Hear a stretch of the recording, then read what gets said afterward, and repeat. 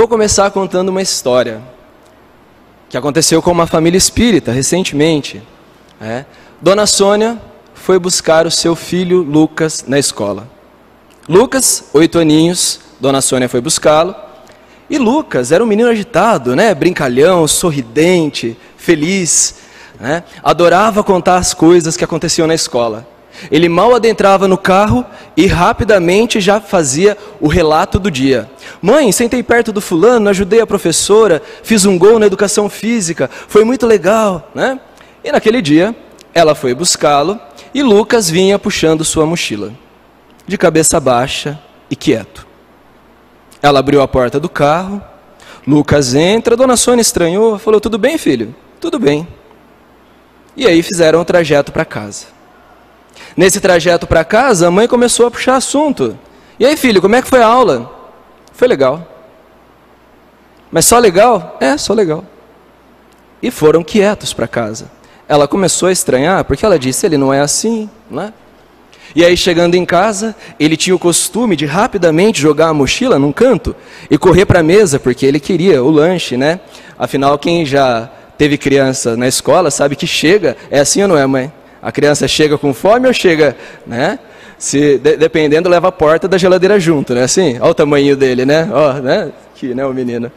Não é assim? Então ele chegou naquele dia, colocou a mochila no canto e foi para o quarto. A mãe achou muito estranho. Filho, você não vai comer? Não, mãe, não estou com fome. Ela deu um tempo, viu que ele realmente não veio procurar o lanche, como era de costume, e foi até o quarto. Filho, o que está acontecendo? Nada, mãe, nada. Filho, me fala, o que está acontecendo? Ele, de cabeça baixa, preocupado, disse para a mãe, mãe, fiquei sabendo de uma coisa terrível na escola hoje. Filho, o que aconteceu? Eu tenho medo de te contar. Medo de me contar? A mãe já estava ficando aflita. Mãe, eu tenho medo de contar. O que aconteceu, filho? Os meus colegas me avisaram que por eu ser espírita e não fui batizado, eu vou para o inferno. A mãe esperava qualquer resposta, menos essa. Como é que é, filho? Mãe, eles me avisaram na escola que por eu não ser batizado, eu estou condenado ao inferno. E um deles me chamou de pagão, e eu nem sei o que é isso. Eu nem sei o que é ser pagão. E a mãe disse, e é essa a causa da sua preocupação? Mãe, eu não quero ir para o inferno. Ela falou, mas filho, o que é o inferno que você está pensando? Mãe, é aquele lugar cheio de fogo. É aquele lugar terrível que a gente fica sofrendo eternamente. Filho, mas você não estudou, não fez os estudos? Já não conhece a outra história, a outra ideia, que nos foi apresentado no Espiritismo? Mãe, mas eles me falaram que é um lugar cheio de fogo, é um lugar de sofrimento, e lá tem aquele lá, mãe. Quem, filho? Mãe, tem aquele lá. Quem, filho? O diabo. Está lá, e ele vai ficar me fazendo sofrer eternamente. Filho, nós já te explicamos que o inferno não existe dessa forma como foi colocado. Não existe inferno. Inferno não é uma região geográfica onde Deus coloca seus filhos, que Ele criou com todo amor, para um sofrimento eterno. Não existe isso de inferno. Nós sabemos, filho, que o inferno é o nosso estado de espírito.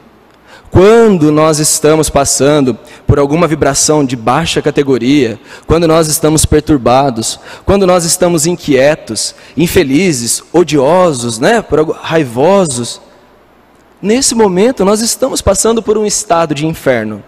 Ao passo que se nós estamos felizes, praticando bem, trabalhando, nós estamos no estado que as pessoas chamam de céu. Ele falou assim, olha mãe, eu estou entendendo isso que a senhora está falando, mas eles me mostraram na Bíblia, eu li lá, que Jesus foi batizado, inclusive, e eu não fui batizado. Jesus foi para o céu, não foi, mãe? Foi. Jesus foi, Ele está numa esfera superior. Então, mãe, eu não fui batizado. Então eu estou achando que eu vou para o inferno mesmo, Ou em qualquer outro lugar que não seja muito bom. Aí ela disse, filho, mas tudo que está escrito na Bíblia, nós devemos levar ao pé da letra? Será? né? Será que tudo que está lá, daquela forma, nós devemos levar ao pé da letra? Ele falou assim, mas mãe, se está escrito na Bíblia, não está certo? E aí, meus irmãos, a gente faz um parênteses aqui, né? Quantas e quantas situações de equívoco a nossa sociedade já se encontrou por levar a Bíblia ao pé da letra, ignorando que os textos bíblicos foram produzidos numa época, para um povo que tinha um determinado costume, que participavam de determinada cultura. As parábolas que o próprio Jesus contava ia de encontro à realidade daquelas pessoas. Os exemplos que eram utilizados pelos autores iam de encontro à realidade daquelas pessoas. E principalmente, os textos bíblicos não deveriam injustiçar ou violentar os costumes de maneira brutal. Eram sementes que convidavam as pessoas à reflexão, à mudança. Mas nós não podemos esquecer que os textos bíblicos foram escritos pelos homens. E esses homens não eram espíritos puros. Eles passavam por situações de equívoco. Ah, é, mãe? Por exemplo, o quê? Olha, na Bíblia está dizendo que quem come crustáceo vai também para o inferno. Está condenado. Então, meus amigos aqui, qualquer um de nós que tenha comido um camarãozinho na praia, por exemplo, né? Ou tenha feito, como é que chama aquele arroz gostoso? Paella, né? Não sei nem se eu estou pronunciando certo. É assim que fala? Se a gente já comeu, sinto muito. Alguém aqui já trabalhou de sábado, seja no emprego ou seja em casa? Minha senhora, a senhora não vai para o céu de jeito nenhum mesmo. Não vai para o céu. Se nós formos levar a Bíblia ao pé da letra, nós corremos o risco de participar dessas situações de equívoco. A pessoa que cortou o cabelo, o homem que fez a barba, o senhor não vai, viu? Tá certinho, perfeito, tá? Continue assim. Enfim, a pessoa que fez a barba, cortou o cabelo, trabalhou de sábado, vive a situação homossexual, praticou o divórcio, pronto. Se nós levarmos a Bíblia ao pé da letra, se prepare, você está na mesma agonia que o Luquinhas. E aí mas aí ele pergunta, mas mãe, a Bíblia não é sagrada então para a gente? E aí, meus irmãos, mora uma questão muito delicada para o Espiritismo. O que é o sagrado? Por que a Bíblia é considerada por alguns irmãos como sagrada? A Bíblia não reúne uma teologia? A teologia não é o estudo de Deus? E se é sagrado, é porque ela reúne estudos relacionados, olha que interessante essa frase, as verdades reveladas por Deus aos homens, que não pode ser questionada. Não pode ser questionada. Como é que a gente chama isso numa palavrinha só? Dogma. Não é? A Bíblia é um livro dogmático. Ela traz verdades de fé que nós não podemos questionar ou contestar. Segundo, a ideia do sagrado. Não é? Mas Kardec nos deixou uma ideia sobre isso, não deixou? Ele disse para a gente o quê? Quando ele codificava a doutrina, quando ele nos orientava. Aceitem tudo o que disserem sem pensar sobre o assunto? Foi isso que ele nos disse? Não, ele disse, olha, se alguém ou algo está revelando uma situação de grandeza superior, que vai ter um impacto profundo na sua vida, você aceitará isso sem raciocinar? Sem pensar sobre o assunto? Sem contestar? Então o que foi que ele nos orientou? Tudo, absolutamente tudo, passe pelo crivo da razão. Pense sobre aquilo, raciocine sobre aquilo, entenda o que aquele texto ou o que aquela ideia tem a dizer. E sendo coerente, fazendo sentido, considere-a. Caso contrário, desconsidere-a. Mas ele também diz que, seja lá de onde vier, seja lá quem revelar, passe pelo crivo da razão. Então, o que está na Bíblia, nós vamos simplesmente aceitar ou vamos passar pelo crivo da razão? Vamos contestar. E algumas pessoas entendem a palavra contestar como simplesmente negar. Não foi isso que ele disse. Ele disse, passe pelo crivo da razão. Então, se alguém apresenta um texto bíblico, procure entender o contexto daquele texto bíblico. Procure compreendê-lo. Verifique o que ele quer dizer. Não é? Senão, nós ficaremos com a ideia de que, se você comer um camarão, você está condenado ao inferno. A pessoa que se divorciou está condenada ao inferno. Então a Bíblia é sagrada para o Espiritismo? Nós não chamamos de sagrado não por desconsiderá-la, porque a Bíblia para o Espiritismo é fonte inesgotável de ensinamentos do Cristo, lá nos Evangelhos. Então o Espiritismo, ele considera a Bíblia, mas ele passa pelo crivo da razão. E quando nós olhamos para os Evangelhos de Cristo, nós encontramos lá uma fonte de vida nova, literalmente. É vida nova, os Evangelhos de Cristo. Mas passemos todos os livros bíblicos pelo crivo da razão. Antigo Testamento é antes da nova aliança. Jesus, ele traz uma nova forma de nos relacionarmos com Deus. Então o Novo Testamento, ele é regado de amor pedagógico. Não é mais aquele amor com medo. É um amor pedagógico, construtor, estruturante. Mas enfim, ela disse, eles mostraram para você a Bíblia, Lucas? Mostraram, mãe. E o que é que estava escrito? Aí ele pegou a Bíblia e mostrou para a mãe dele. Olha, mãe, estava escrito o seguinte. Disse assim, então, veio Jesus da Galileia ao Jordão, para ser mergulhado por ele. João, porém, dissuadia, dizendo, eu é que tenho de ser mergulhado por ti, e tu vens a mim?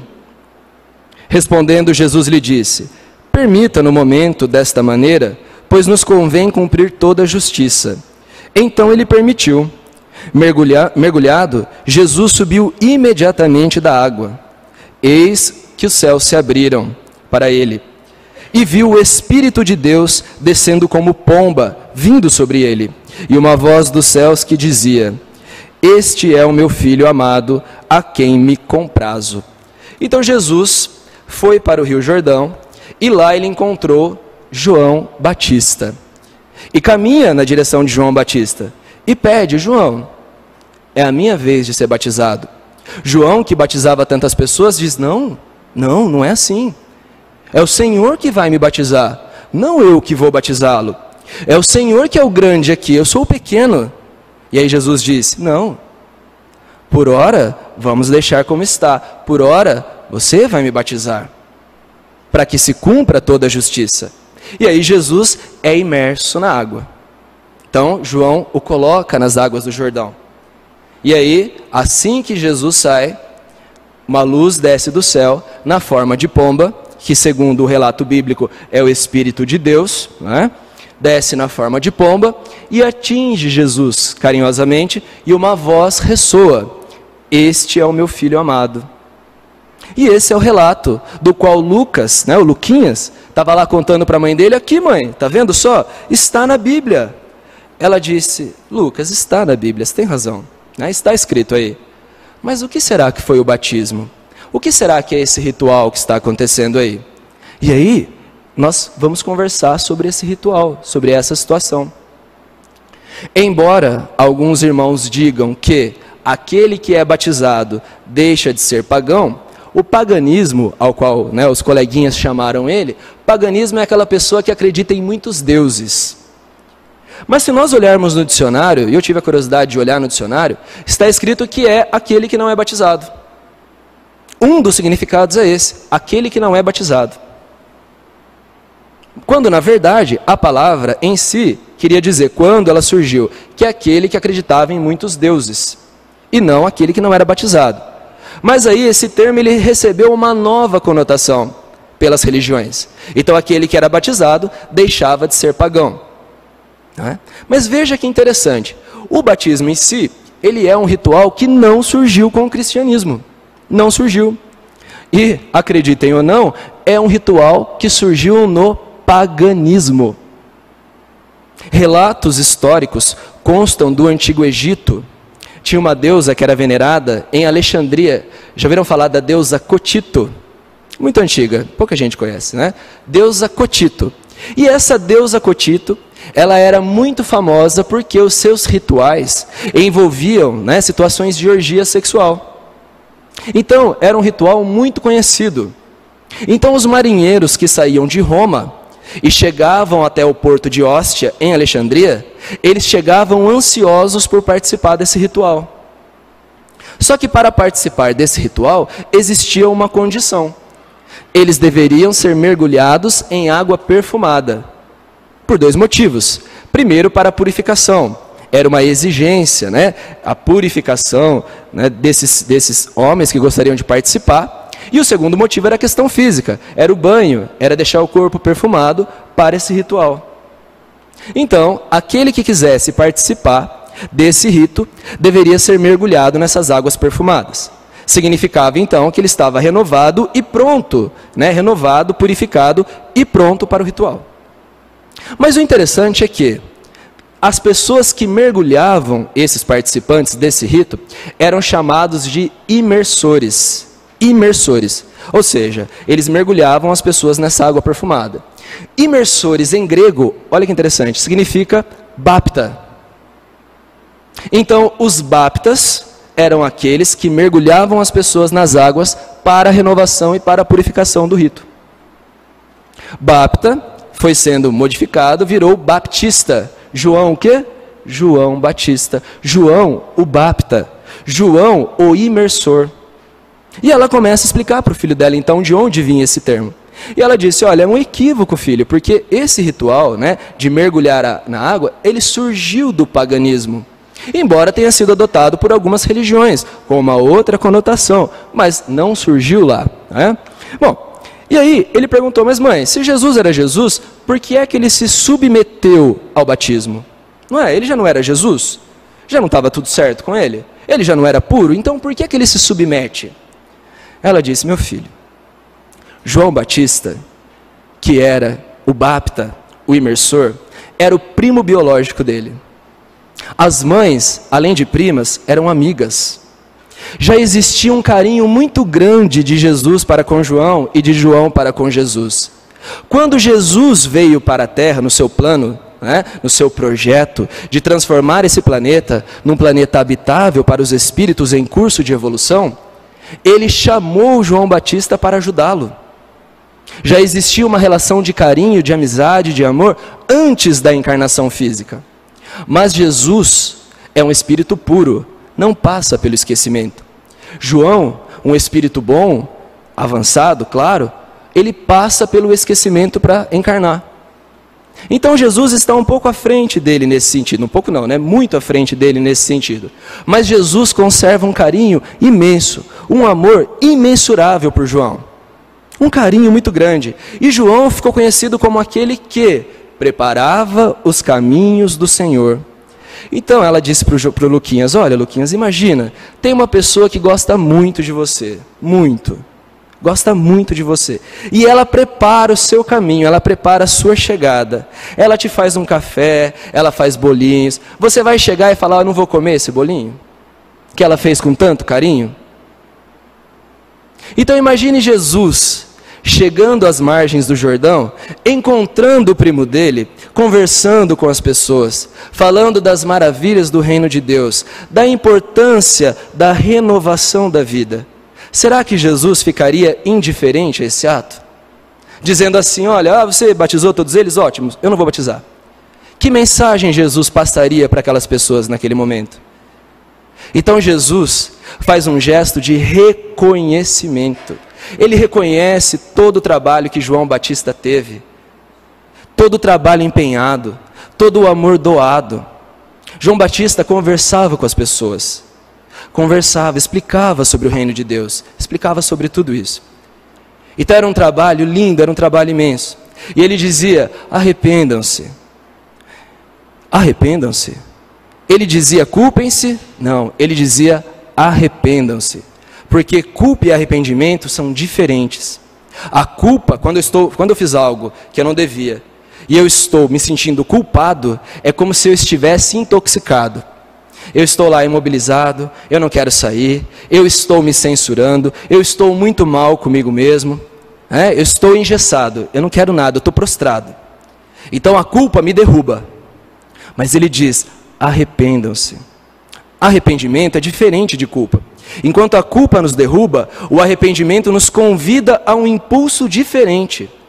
A um impulso gerado pelo julgamento daquela situação. Fiz, não foi legal o que eu fiz, não devo fazer de novo, posso reparar isso que eu fiz? Veja, olha os questionamentos que aparecem com o arrependimento. Então, quando o fulano se sente culpado, ele está engessado, ele está intoxicado por aquela ação, ele está naquele momento de crise, de conflito, né? Ele está se judiando, ele está se maltratando. Mas depois da culpa vem o quê? A reflexão, geralmente, né? Geralmente vem a reflexão. E é dessa reflexão que surge o arrependimento, que é impulso novo, vontade de ser diferente, não quero mais fazer aquilo. Então João era muito feliz na palavra dele, porque ele diz, arrependa-se, ou seja, pondere meu irmão, pondere minha irmã, está certo isso que a gente está fazendo? Estamos caminhando para o lado certo da vida? Será que essas atitudes que nós estamos tomando realmente é a melhor? Se sim, paciência, continue. Se não, arrependa-se. Ou seja, dê novo rumo, repense. Então João Batista, ele tinha essa visão. Mas é interessante que assim que Jesus vai chegando perto dele, né, de João Batista, antes de realizar o batismo, João, ele tenta dissuadir Jesus. Ele fala assim, não, mas é o Senhor que tem que me batizar. E aí, pessoal, entra aquela questão da hierarquia espiritual. João já sentia no coração dele a grandeza de Jesus. Mas ele aceita o argumento de Jesus. Vamos ser justos. Olha, vai ser um gesto de carinho e de amor isso que eu estou fazendo por você. E ele aceita. Uma coisa interessante também desse texto é que diz o seguinte, e o céu se abriu, e o Espírito de Deus, olha que interessante essa frase, e o Espírito de Deus na forma de pomba chegou até Jesus. E uma frase foi ouvida, e essa frase dizia, este é o meu filho amado, que muito me agrada. Será que Deus era um espírito então? Kardec faz essa pergunta no Livro dos Espíritos. Ele diz, que é Deus? E olha que interessante, ele diz, que é Deus? E não o que é Deus ou quem é Deus, sugerindo que Deus pudesse ser uma pessoa, uma coisa ou um espírito. Quando ele diz que é Deus, é interessante que ele reconhece, eu não sei o que é Deus, não sei. E os espíritos dizem, que é Deus? É a inteligência suprema do universo, é a causa primária de todas as coisas, e é o que nós podemos absorver nesse momento, porque nós não temos elementos psicológicos para compreender tudo o que envolve Deus. Então o que é Deus? É a inteligência suprema, é a causa primária. Será que foi a voz de Deus então, que ressoou ali? Será que Deus tinha uma voz naquele momento? O que o Espiritismo, e a doutrina nos ensina, é que o que possivelmente aconteceu naquele momento, foi uma inspiração coletiva. Todos eles foram inspirados pelas boas energias que naquele momento pairavam. Gente, eles estavam na presença de Jesus. Era um magnetismo que vinha do Espírito mais puro que pisou nessa terra. Então seria muito fácil para eles, nesse momento, envolvidos por esse magnetismo caloroso, amoroso, a receber boas intuições. Este é o meu filho amado. Ou seja, eles foram intuídos, eles reconheceram que Deus, no sentido da energia que o envolvia, que Jesus era um caminho, era um representante dele ali. Não é? Bom, outra coisa interessante é que João, ele costumava batizar jovens e adultos. Por quê? Porque era possível conversar com eles e esclarecê-los. E convidá-los para que eles tivessem uma vida nova, um modo novo de viver. Mas outras religiões, atualmente, batizam os recém-nascidos. Né? Por que batiza o recém-nascido? Porque, igual o seu Maurício explicava, Adão e Eva, que viviam no paraíso, cometeram um pecado terrível. Comeram a maçã em sinal de desobediência a Deus. E foram expulsos desse paraíso. E com essa expulsão, olha só que interessante, Deus ficou irado. Nós colocamos atributos humanos em Deus. E o texto diz que Deus ficou muito bravo. E expulsa do paraíso. E não só os expulsa, como também coloca nas costas deles o pecado, o erro. E esse pecado já seria transferido automaticamente para os seus filhos, que povoaram, teoricamente, o planeta. Então todos já nasciam com o quê? Com o pecado na sua ficha, que foi chamado de pecado original. Então, nessa situação, Lucas perguntou, então, o batismo, ele era para purificar as pessoas, mas era um símbolo? É, meu filho, era um símbolo. Por quê? O que era importante? Ela diz, qual foi a grande mensagem de Jesus? Jesus trouxe a seguinte mensagem, meu filho. Não é mergulhando na água. Ele se submeteu porque ele estava concordando com o trabalho de João. Ele estava dando crédito, estava valorizando o trabalho do primo dele. Mas Jesus nos propõe a reforma íntima. Mãe, mas o Espiritismo tem algum batismo, alguma coisa? Tem, meu filho. No Espiritismo, a gente chama esse batismo de educação moral e intelectual. Não é tão rápido quanto mergulhar numa água, né? Mergulhar pecador e subir purificado. Né? Aqui no Espiritismo nós aprendemos que isso é no dia a dia, são com as nossas decisões, né? Extirpando os nossos vícios, diminuindo as nossas manias, lutando contra as nossas paixões, compreendendo que nós vamos deixando pouco a pouco essas imperfeições e caminhando para um melhoramento. Nisso, Lucas fala assim, mãe, por que os meus amigos disseram isso então? Ela diz, porque eles não conhecem a história dessa maneira. Nós não podemos julgá-los, nós não podemos criticá-los, nós apenas podemos colaborar com a consciência deles. Não fique com raiva, perdoe-os, eles não fizeram por mal, eles acreditavam que estavam te dando um conselho. Então tenha paciência com eles, perdoe-os. Nesse momento, Lucas voltou a sorrir. O que foi, meu filho? Eu fico tão feliz, mãe, em saber que eu vou poder voltar aqui para casa. Ela disse, você não vai para o inferno. Você vai voltar para essa casa, esse planeta, quantas vezes forem necessárias. Você vai nascer, morrer, renascer. Vai progredir, tal como a lei. Lucas sorriu, tranquilo, em paz. E sabe o que ele disse? Mãe, estou com fome. Tá bom? Meus irmãos, então, que Deus nos abençoe, que nós pensemos na nossa reforma íntima, né? Que esse batismo seja diário, essa mudança de vida, essa mudança de pensamento seja diária. E que Jesus nos abençoe.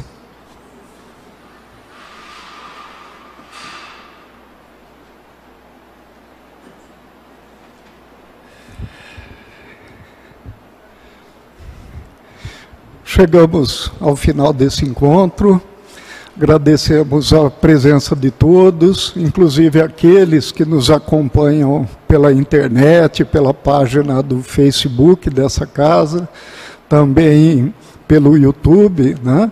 Principalmente pelo José Eduardo, a sua presença aqui hoje, trazendo tanto esclarecimento para nós, né? É interessante ver uma pessoa sendo uma idade jovem, né? Comparado conosco, começando de uma maneira tão interessante. Aliás, começando nessa casa, né? O Eduardo já vem fazendo palestras em outras casas também. Então, seja bem-vindo, parabéns, viu, Eduardo? Convido a todos, então, nesse momento, para encerrarmos a nossa reunião com uma prece. Te agradecemos, Pai, por mais essa oportunidade de aprendizado, discutindo, procurando entendimento sobre o Evangelho de Jesus, que tantos esclarecimentos nos traz, e que se seguirmos poderemos tornar nossas vidas melhores, mais felizes, atingindo aquele objetivo que é esperado de nós. Agradecemos aos amigos espirituais, os mentores que conduzem essa casa, aqueles que particularmente conduzem essa reunião, por sempre estarem conosco, nos orientando em tudo aquilo que é necessário. Esperamos sempre ter a disposição, a boa vontade de estarmos aqui presentes para realizar a nossa parte, para que possamos completar e concluir essa tarefa. Jesus, Mestre, é em Teu nome que nós nos reunimos e por isso agradecemos a Sua presença mais uma vez conosco. Encerramos a reunião dessa tarde contando estar aqui na próxima semana para a continuidade dos nossos estudos. Que assim seja. Os passes serão aplicados na sequência. Aqueles que vão passar pela terapia podem aguardar no local onde estão, que uma pessoa da casa vai orientá-los sobre os procedimentos. Obrigado, até terça-feira que vem.